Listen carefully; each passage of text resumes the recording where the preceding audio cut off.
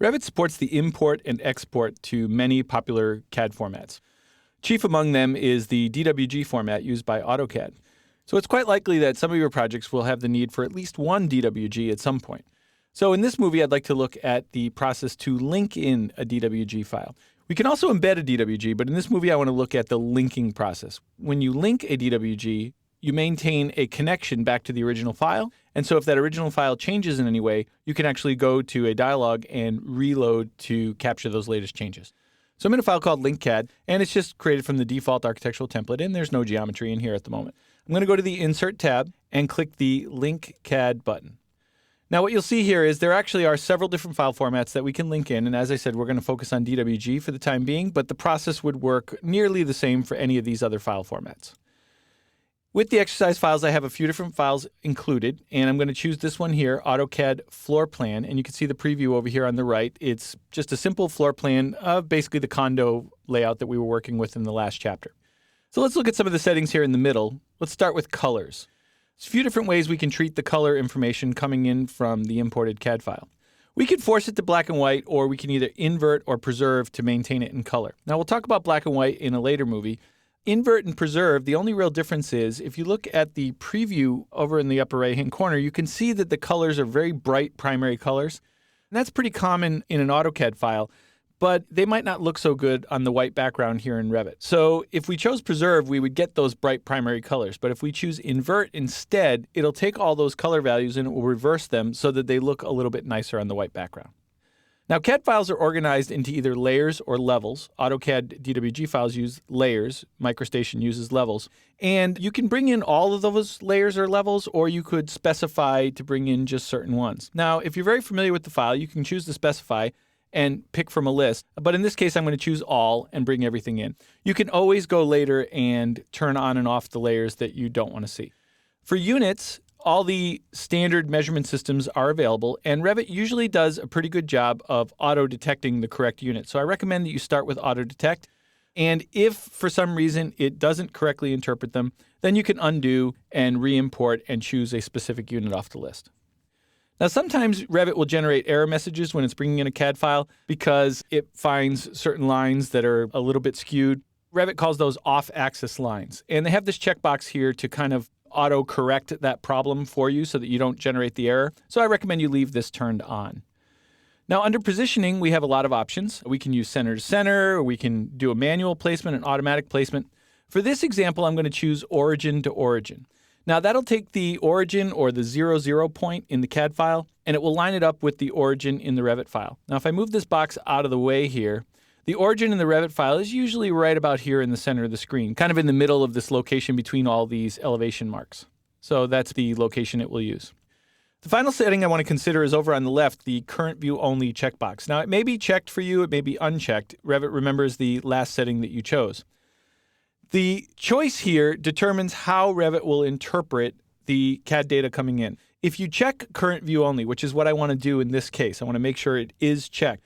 It will treat this CAD data as view-specific geometry. In other words, it will be similar to text or dimensions or tags in Revit, and will only appear in the view that you're in. So if you look over here in my project browser in the background, you can see that I'm in the level 1 floor plan. That's what's bold. If I open up level 2 or the 3D view or one of the elevations, this CAD file will not appear in those views as long as current view only is turned on. If I uncheck it, then it will treat the CAD data as part of the model. And so it would show in all views, regardless of the one that was brought in. In the next movie, we'll look at an example of turning off the current view only setting. So for this example, I want you to make sure that current view only is checked, and then we'll go ahead and click open. Now, as you can see, the colors have reversed from the way they looked in the preview. So the walls in particular are nice bright blue instead of that bright yellow color. If I move my mouse around the file, you'll see a box highlight around it. So when you have a linked file, Revit just highlights it with a box all the way around. And if you were to click to select it, you'll see the entire object select. So it doesn't matter which object. You can't reach into the individual elements. You pick the entire file. Now, if you look where that corner of that box is, you can see that it's right about there at the location where I indicated would be the origin of this Revit model. Now, if I select the file, you'll notice that it has a push pin on it. That's another byproduct of using the origin to origin option, and that just simply prevents you from accidentally moving this file. Now, you can always unpin it if for some reason you decided that you needed to move the file. So it's perfectly fine to unpin it if you no longer want it at the origin. I'm going to undo that with Control-Z. I'm going to reselect it, and I'm going to pin it again. Now, as you may recall from the Selection Toggles movie in Chapter 2, we can also get to these same options down here on the right-hand side of the status bar. So here we actually have an example of two of those situations.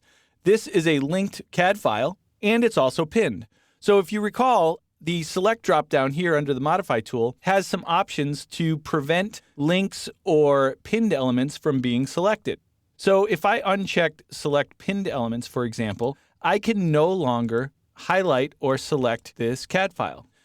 Now, we also have a different option for Select Links. Now, right now, they're both turned back on, so I can select again. But if I turn off Select Links, now I can no longer select it. Now, it's not necessary to uncheck both. One or the other will do the trick. But in either case, what that would do is prevent you from accidentally selecting this CAD file and moving it with other modifications that you make. So it can be a little bit safer way to work to maintain this file just as essentially a reference. Now, I'm going to zoom in on the CAD file, and let's talk about one of the reasons we might want to have this link in the first place. A very common scenario might be that you want to actually start converting what you see here in this file into Revit geometry. Now, unfortunately, there's no automatic convert. We can't just click a button somewhere and have it convert the geometry. But what we can do is very quickly and easily trace over this CAD file. And if I go to the Architecture tab, click the Wall tool, and I'm going to choose the 12-inch generic wall here. What you're going to see is there's a really handy feature that we can take advantage of here.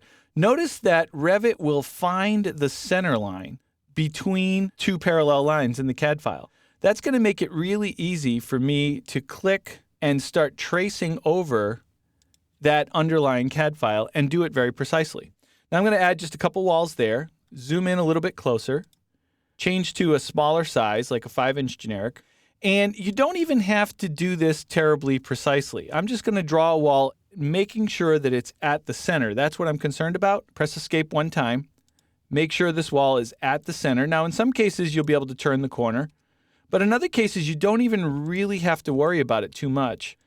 And the reason for that is it's very easy to take these walls that we've begun drawing and then use Revit Modify tools to kind of clean it up. So I'm going to go to these tools here. We've got Trim and Extend with a single element or with multiple elements. Now, I want to take both of these walls and extend them out to this one out here. Now, let me cancel out of my Wall command, go to my Modify tab, and I'm going to choose that Trim and Extend multiple elements. This lets me pick a boundary edge one time and then select more than one object that I want to extend to that. Now, I want to stay in this command, but I want to reset my boundary edge. So I can just click an empty space to do that. Pick a new boundary edge, extend this one and this one. Click an empty space to reset. Pick a new boundary edge, extend this one. Empty space to reset, here and here. Empty space to reset, here and here. And so I can quickly take these walls and kind of extend them and clean them up with one another. Now you see one of the advantages of bringing the CAD file in color. Notice that the underlying color starts to disappear as we begin to trace over it with the Revit elements. And so in a really large floor plan, if you were doing this work, you would be able to tell what you had completed and what still needed to be done by simply noticing where the color remains. Now, you may also notice that I'm drawing the walls directly over openings. So I'm going to go back to the Architecture tab, pick on the Door tool, choose a size, and these are Revit elements now. So they will automatically cut holes in these Revit walls. And if we go to a 3D view, hold the Shift key down, orbit around, you'll start to see that what I'm left with is Revit geometry that's been created very precisely over the underlying CAD file. But notice the CAD file does not display in this view. That's because when we first brought it in, we checked that box for current view only. And so the only view that shows the CAD file is the level 1 floor plan. All the other views, it's invisible.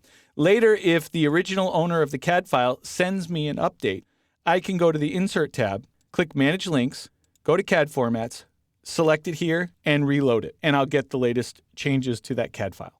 So anytime you need to use a CAD file in your Revit projects, it's a simple matter of just linking it in, placing it where you want to go, and then you can use that CAD file in a variety of ways, such as tracing over it to create Revit geometry, as we've seen here.